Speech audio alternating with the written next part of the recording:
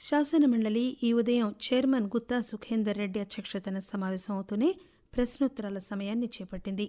వ్యవసాయ శాఖ మంత్రి తుమ్మల నాగేశ్వరరావు ఒక ప్రశ్నకు సమాధానమిస్తూ వివిధ రాష్ట్రాల నుంచి విత్తనాలను దిగుమతి చేసుకుంటున్నట్లు వెల్లడించారు. ఉద్యానవన పంటలను ప్రోత్సహిస్తున్నట్లు పేర్కొన్నారు. రాష్ట్రంలో రైతుల అవసరాలకు అనుగుణంగా అన్ని రకాల విత్తనాలను అందుబాటులో ఉంచుతున్నట్లు చెప్పారు. విత్తనోత్పత్తి చేస్తున్న రైతులకు అన్ని రకాల ప్రోత్సాహకాలు అందిస్తున్నామని, కొబ్బరి, పామాయిల్, కూరగాయలు పండించే రైతులకు అన్ని రకాల సహాయ సహకారాలు అందిస్తున్నామని చెప్పారు. బీఆర్ఎస్ సభ్యులు సేరి సుభాష్ రెడ్డి, కాంగ్రెస్ సభ్యులు టి జీవన్ రెడ్డి, బి మహేష్ కుమార్ గౌడ్ అడిగిన ప్రశ్నలకు మంత్రి మేరకు సమాధానమిచ్చారు. సౌర విద్యుత్ ఉత్పత్తికి ప్రాధాన్యత ఇస్తున్నట్లు విద్యుత్ శాఖ మంత్రి మల్లుభట్టి విక్రమార్క చెప్పారు. 2030 నాటికి 20,000 మెగావాట్ల విద్యుత్ ఉత్పత్తి లక్ష్యంగా ప్రభుత్వం పనిచేస్తోందన్నారు. కాంగ్రెస్ సభ్యులు బి వెంకట్, బి మహేష్ కుమార్ గౌడ్, బీఆర్ఎస్ సభ్యులు కె కవిత అడిగిన ప్రశ్నకు మంత్రి సమాధానమిస్తూ ఈ ఏడాది జనవరిలో Telangana clean and green energy విధానాన్ని ప్రవేశపెట్టినట్లు గుర్తు చేశారు. సౌర, పవన విద్యుత్ ఉత్పత్తికి అధిక ప్రాధాన్యత ఇస్తామన్నారు. 1000 మెగావాట్ల సౌర విద్యుత్ ఉత్పత్తి చేసేందుకు సెల్ఫ్ హెల్ప్ గ్రూపులకు ప్రభుత్వం భూమిని కేటాయిస్తుందని మంత్రి చెప్పారు. దేశంలో ఏ రాష్ట్రంలో లేని విధంగా సౌర విద్యుత్ ఉత్పత్తి చేసేందుకు ఈ బృందాలను ప్రోత్సహిస్తున్నామన్నారు. ప్రభుత్వ భూమి అందుబాటులో లేని పక్షంలో ప్రైవేటు భూమిని లీజుకు తీసుకుని సౌర విద్యుత్ ఉత్పత్తి చేసేలాగా మహిళలను, యువతను ప్రోత్సహిస్తున్నట్లు పేర్కొన్నారు.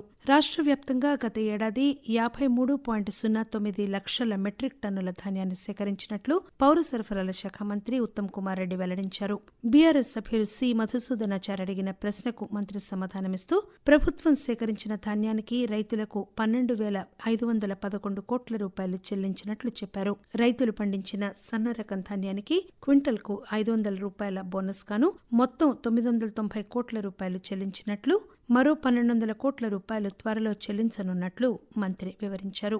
గత ఏడాది కాలంలో దాదాపు 69.82 లక్షల మంది రైతులకు 7,625 కోట్ల రూపాయలను రైతు భరోసా పథకం కింద చెల్లించినట్లు వ్యవసాయ శాఖ మంత్రి తుమ్మల నాగేశ్వరరావు చెప్పారు. పలువురు కాంగ్రెస్ సభ్యులు అడిగిన ప్రశ్నలకు మంత్రి సమాధానమిస్తూ పెట్టుబడి సహాయాన్ని ఎకరాకు ఏటా ఇస్తున్న 10,000 రూపాయలను 12,000 రూపాయలకు పెంచామని చెప్పారు. ఈ ఏడాది ఇంతవరకు 52 లక్షల మందికి పైగా రైతులకు 4,166 కోట్ల రూపాయలను పెట్టుబడి సహాయంగా అందించినట్లు పేర్కొన్నారు. అలాగే 29 లక్షల మంది రైతులకు 9,800 కోట్ల రూపాయలకు పైగా విద్యుత్ రాయితీ ఇచ్చినట్లు చెప్పారు. 25 లక్షల మంది పైగా రైతులకు 20,616 కోట్ల రూపాయల రుణమాఫీ చేసినట్లుగా వివరించారు.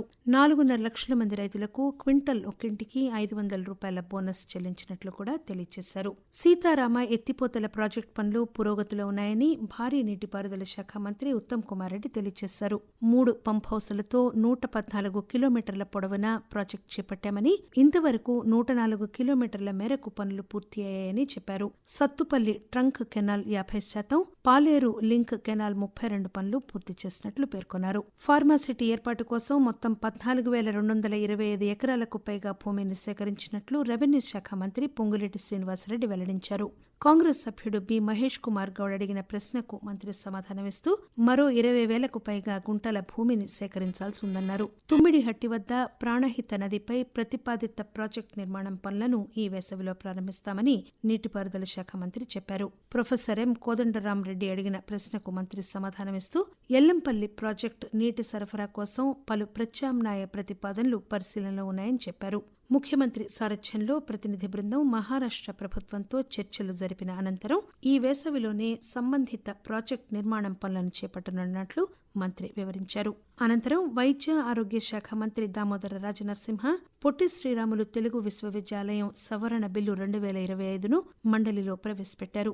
బిల్లుపై చర్చను బీఆర్ఎస్ సభ్యులు దేశపతి శ్రీనివాస్ ప్రారంభిస్తూ తెలంగాణ రాష్ట్ర పునరుజ్జీవనంలో భాగంగానే ప్రభుత్వం బిల్లు తీసుకొచ్చిందని అభినందించారు. ఒక విశ్వవిద్యాలయం చేసినంత పనిని తెలంగాణ వైతాళికులు సురవరం ప్రతాపరెడ్డి చేశారని అన్నారు. గోల్కొండ పత్రికను పెట్టి రాజకీయ, సాంస్కృతిక, సాహిత్య వికాసం కోసం సురవరం పనిచేశారని కొనియాడారు. ఉపాధ్యాయ ఎమ్మెల్సీ నర్సిరెడ్డి మాట్లాడుతూ పొట్టి శ్రీరాములు తెలుగు విశ్వవిద్యాలయానికి సురవరం ప్రతాపరెడ్డి పేరును ప్రతిపాదించడాన్ని స్వాగతించారు. ప్రొఫెసర్ కోదండరామరెడ్డి మాట్లాడుతూ తెలుగు భాషా వికాసంతో పాటు పలు అంశాల్లో ప్రతాపరెడ్డి బహుముఖ ప్రజ్ఞ కనబరిచారని శ్లాఘించారు. కాంగ్రెస్ సభ్యులు బి మహేష్ కుమార్ గౌడ్ మాట్లాడుతూ ఆంధ్రుల చరిత్ర లిఖించి ప్రతాపరెడ్డి చరిత్రలో స్థానం సంపాదించుకున్నారని అన్నారు. బిల్లుపై చర్చ అనంతరం మంత్రి దామోదర రాజనరసింహ సమాధానమిస్తూ ప్రతాపరెడ్డి ఒక రంగానికి పరిమితం కాని గొప్ప వైతాళికుడని అన్నారు. పొట్టి శ్రీరాముల త్యాగ ఫలితమే భాషా ప్రయుక్త రాష్ట్రం ఏర్పాటైందని అన్నారు. త్యాగధనులను, మహనీయులను, మార్గదర్శకులను మరవకూడదని, వారి నుంచి నిరంతరం స్ఫూర్తి పొందాలని కోరారు. మండలి బిల్లును ఆమోదించిన అనంతరం చైర్మన్ రేపటికి వాయిదా వేశారు.